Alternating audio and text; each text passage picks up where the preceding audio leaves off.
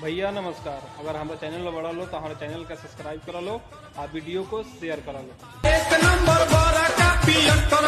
हम और देखा लो एगो डांस वीडियो जन के हमेशा हम ऐसे ही वीडियो ले आवेनी जौन कि हमारा वीडियो में कुछ भी अश्लील ना होला। वाला तारी खजूर वाला कम। हमेशा हम पारिवारिक वीडियो ले आवेनी जौन कि हमारा वीडियो बहुत बढ़िया बढ़िया होला। और ये देखा लो डांस वीडियो अच्छा लगी तो चैनल के करिए सब्सक्राइब और वीडियो को करिए शेयर।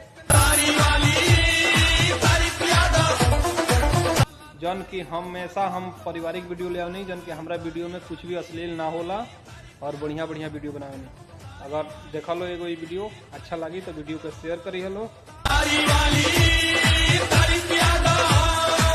जौन कि हम कभी भी अश्लील वीडियो ना ले आवेनी, हम पारिवारिक वीडियो ले आवेनी जौन कि तू लोग वीडियो देख सकता रहो, एंजॉय ले सकता रहो। कोनो हमारा वीडियो में अश्लील ना होला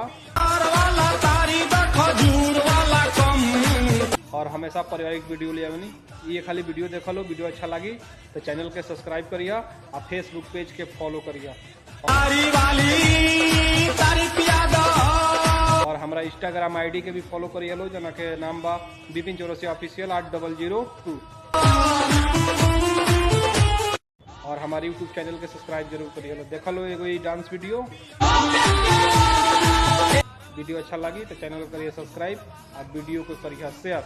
जौन कि हमेशा हम सही वीडियो ले आवेनी और हमारा वीडियो में कुछ भी अश्लील ना होला। देखा लो वीडियो और एंजॉय लो लो। अगर तुम्हें चाहता रहा अपन वीडियो बनवावे के तो हमारा के यूट्यूब चैनल पर जा, चाहे इंस्टाग्राम चाहे फेसबुक पर हमारा के मैसेज कराओ, हम तहार वीडियो खुद बना के डाल दें। जौन कि फ्री चार्ज बा, हम कोनो पैसा ना लेनी।